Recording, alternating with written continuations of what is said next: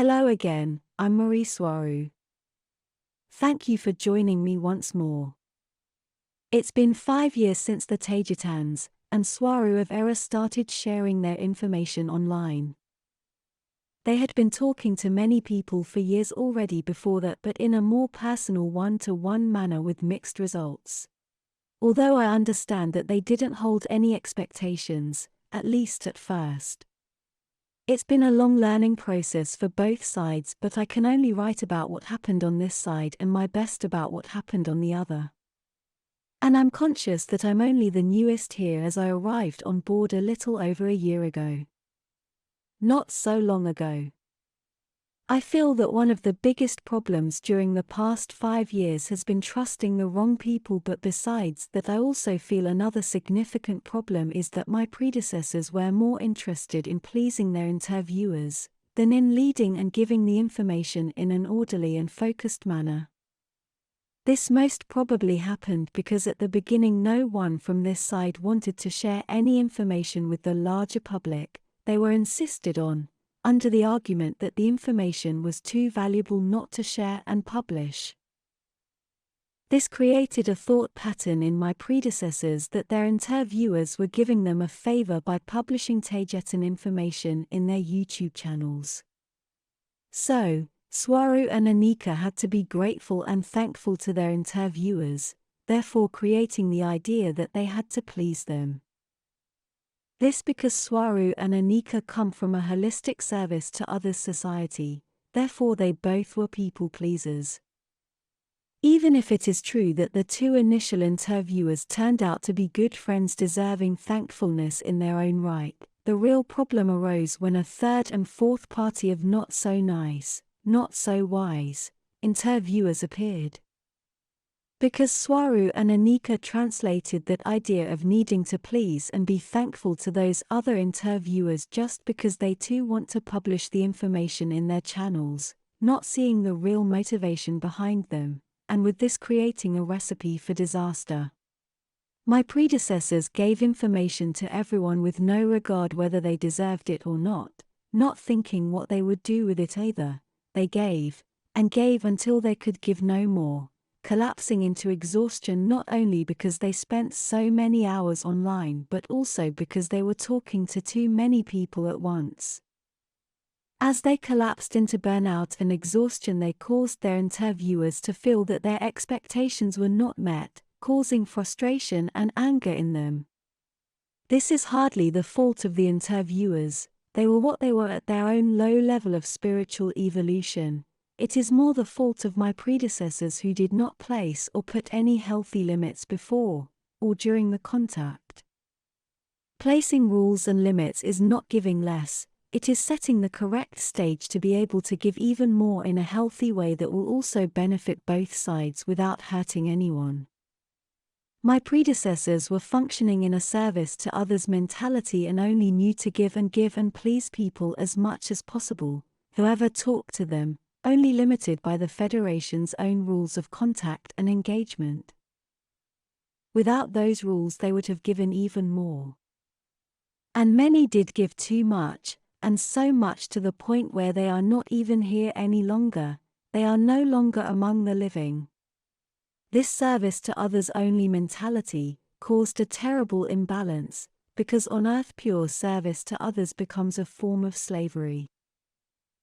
Let that sink in.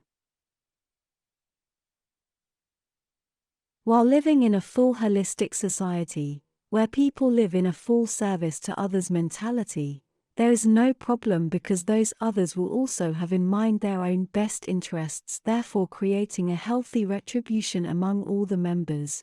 They take care of each other. But on earth, that does not happen because it creates a you must give because it's your ethical obligation, and I receive only because I live in lack and scarcity mentality because I've suffered so much. Dynamic mentality that will end up draining the giving side, hence causing slavery.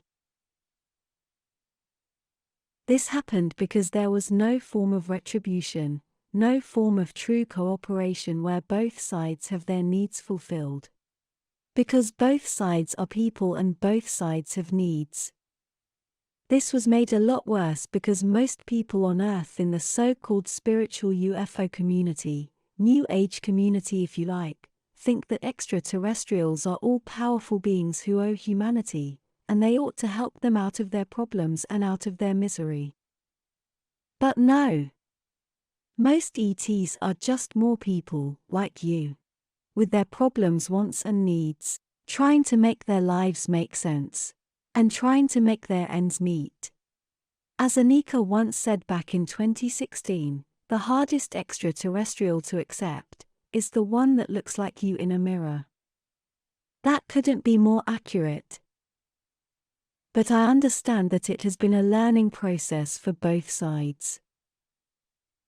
Not only for the information-giving side and the receiving and publishing side, but also, the public in general has had to adjust to the simple fact that Tejatans and Swaroonians are here, now, and they are talking. It's not even important if they trust this is veridical information or not. It's not important for me who believes me or not. I know most don't, especially the so-called experts, and I'm perfectly okay with that, and I am, because what they say cannot change the fact of who I truly am, my life and experiences on and off that planet called Earth. No matter what they say, I'm still writing these words in my room, in orbit with a beautiful view of Earth from space in my window to my left right now. The simple fact is that someone, some group, with a unique stellar perspective is talking and many times contradicting what was formerly understood by the so-called experts. Even our mere existence contradicts those experts who control and try to monopolize the truth. My predecessors have made the mistake of seeking validation, perhaps, with this fully ignoring how the human mentality works in general and how controlled that mentality at large is by the officially appointed groups who supposedly study extraterrestrial contact and information. And I know they looked for validation and appreciation from the larger public because that was the only retribution they would ever get. And when they didn't get it, they felt very hurt because all the fruit of their efforts was perceived by them as in vain. It is impossible to live seeking validation all the time, especially when talking about highly controversial subjects, so I see that as a yet another harmful side effect of a people-pleaser mentality.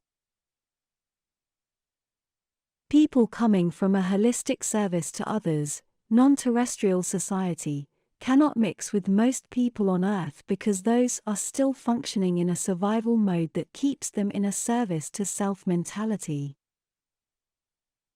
The results can be, and have been, lethal to the non-terrestrials. That's why I'm going my own way with my own project, with this YouTube channel. And I'm not willing to make the same mistakes.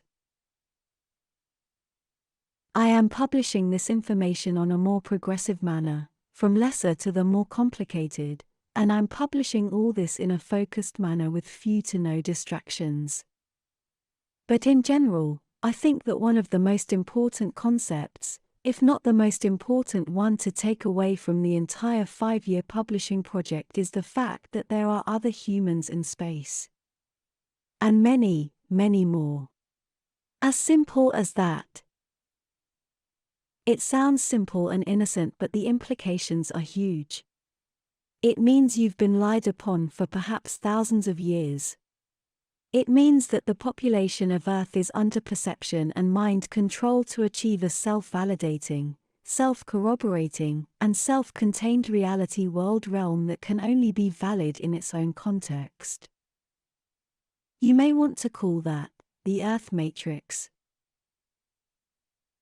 My information is what it is and I write it because I was not born on that planet, so I cannot fall into the same mentality and the same ideas that hold that matrix together. Because I have seen and lived other experiences outside Earth. I know many of you out there listening right now would like to talk to me, and I know most of you are beautiful advanced souls I'd love to be friends with. But at this time I cannot start any kind of direct communication because it is not healthy for me, as I just explained why above. And also because, although I do have some technical help here from my friends, I'm doing all this work essentially alone, and I would get severely swamped. That is why I have the comment section deactivated. I hope you understand. With much love. Mari Swaruu.